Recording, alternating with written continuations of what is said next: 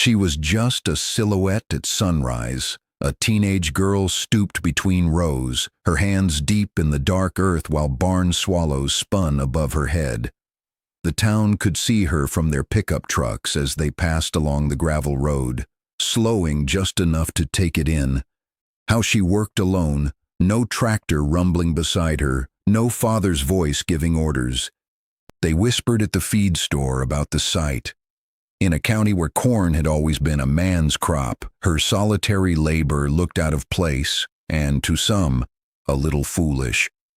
Old-timers swapped stories about their own first fields and shook their heads. Who did she think she was? The laughter hung in the air, gentle but biting, every time she hauled her seed bag across that empty plot. The truth was, no one remembered the last time someone so young or so determined had tried to coax anything from that patch of worn-out ground. But that summer, against every wise prediction, something neither they nor she expected was about to unfold. The town of Willow Creek sat tucked between rising ridges and endless stretches of farmland, where the land seemed to breathe with every turn of the season. For 100 years, corn was more than a crop here. It was tradition, woven tightly into county fairs, church picnics, and tales passed down in grainy photographs. The rhythm of planting and harvest set time itself, corn tassels glinting gold beneath a July sun, green stalks rising row on row like soldiers standing watch. Yet in recent years, something had shifted. Summers burned hotter, storms grew crueler, and the soil lost a little more of its old memory with every passing season. Farmers found themselves gambling with weather, hoping for rain that sometimes never came. To plant in Willow Creek was an act of faith and defiance both. To try it on your own, as a teenager, on a field the older men called cursed ground, was something else altogether. If the corn failed, it would mean more than just one summer's work lost. It would echo through family pride and the town's sense of what could and couldn't be done, setting a stake in the ground that everyone would remember. For as long as she could remember, the cornfield meant her mother's laughter soft, steady, the sound of hope each spring as seeds fell through gentle fingers into black soil. Her mother had died when she was only 12. A quiet illness that left empty shoes on the porch and a silence in the kitchen. After that, she became quiet too.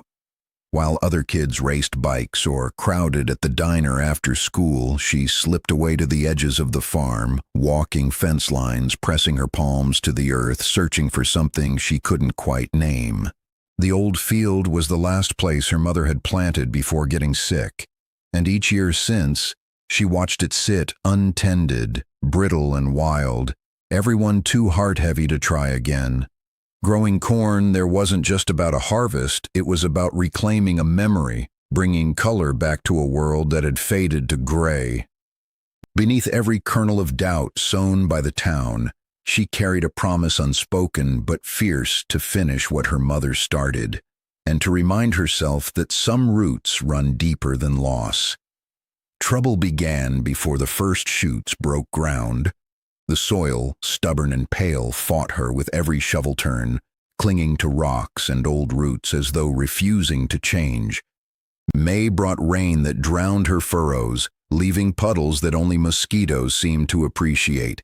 When the clouds finally vanished, a dry wind scorched the surface, curling young leaves before they had a chance to unfurl. She tried the tricks suggested by helpful neighbors, rotating rows, adding lime, sprinkling borrowed fertilizer, yet none seemed to coax the corn into thriving.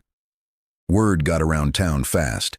At the diner, men gathered over coffee and pie, swapping judgment. "Bless her heart," they'd say, "but some land just can't be saved." Even distant relatives, who'd once spoken kind words at funerals, now called her project a waste of time and seed.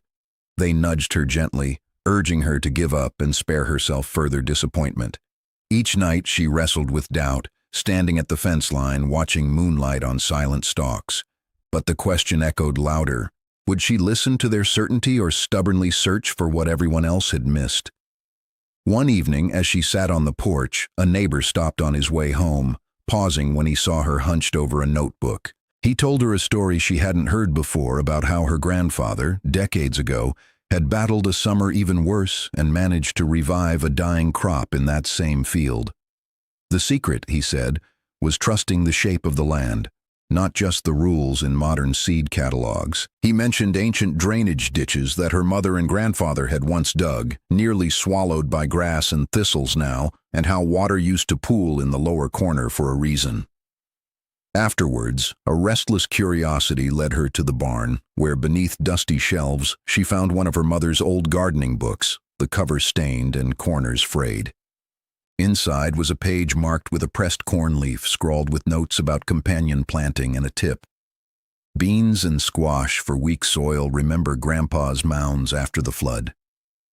Sitting in the fading light, she suddenly saw the field not as a flat, hopeless expanse, but as a patchwork of hidden chance. Maybe, just maybe, the land remembered more than anyone else did.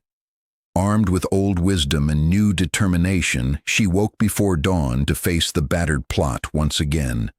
She walked the length of the field, tracing faint depressions where water had once run, then set about reopening the old drainage ditches with her shovel, sweating as sun crept above tree lines.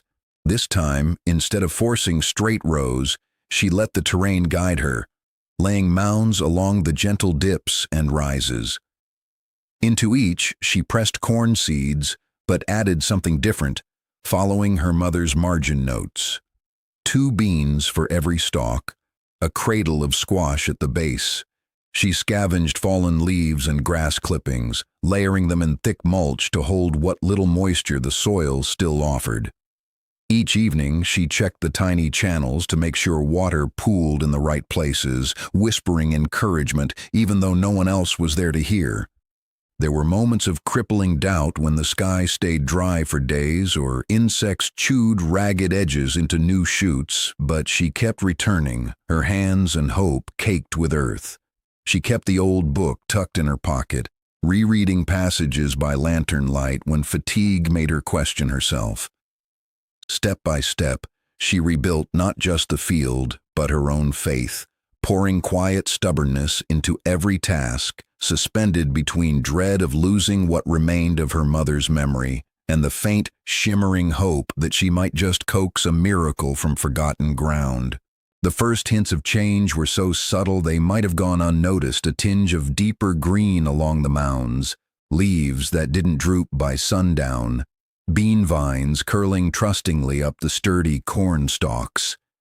Each morning, she knelt close to the ground and found new signs of life, roots gripping deeper, tender shoots of squash pushing wide, pale yellow blossoms opening to greet the dawn. Within a few weeks, the difference became impossible to ignore. Where the soil had once fractured in the heat, it now held moisture beneath the thick mulch, beads of dew lingering well past breakfast. Neighbors slowed their trucks, peering out windows, curiosity creeping into their routine. Word reached her relatives, who arrived first with nervous jokes, then silent, walking the rows as if in disbelief. The town's doubts shifted, replaced by cautious hope and then real astonishment as corn climbed higher, tassels catching the evening light. Even the old-timers who had shaken their heads at her efforts could not hide their surprise, murmuring approval as they examined ears thick with promise. Pride flickered in her father's eyes for the first time in years. Children snuck out to watch as blades moved in the wind like a green tide. That summer's field became more than a crop. It turned into a message evidence that sometimes the land holds secrets, and that tradition and faith can be reborn in the hands of those brave enough to listen. When the time for harvest arrived, her hands trembled not with exhaustion but with gratitude, gathering full ears and plump beans from the soil she once feared was lost. She saved the best seeds in a mason jar, a tradition handed down in whispered stories from her mother and grandmother, their wisdom now alive in every kernel. The neighbors who had doubted her came by, less to marvel and more to thank her, offering their own old seeds and family advice in new gestures of goodwill. Sitting on the porch in the dusk, she listened to her father reminisce about his own childhood fields, filling the quiet with the comfort of shared history rather than regret. For the first time since loss shadowed their lives, the farm echoed with laughter during supper, a sound she thought she might never hear again. That summer, the cornfield gave more than a harvest. It forged forgiveness, restored fractured ties, and seeded hope for every coming season. Alone at the edge of the empty rows, she pressed her palm to the earth and finally understood that memory and legacy grow together, rooting the present to all that came before. Some stories matter not just because of the harvest, but because they show how courage can sprout in unexpected places, a lone girl's faith restoring what a whole town had given up for lost. In her resilience, the old and the new met in quiet alliance. Lessons unearthed from a page, hope whispered from the past, and the steady hands of the present rooting them deep. It is easy to doubt, to laugh from the fence line, or believe that the start we inherit is the one we're stuck with forever. But sometimes it is the brave choice to listen differently or remember what others have forgotten that changes everything. Maybe it's true, as farmers around Willow Creek say, that the land remembers those who love it. If you've ever faced a field of your own, whether soil or circumstance, and chosen hope over certainty, then this story is yours too.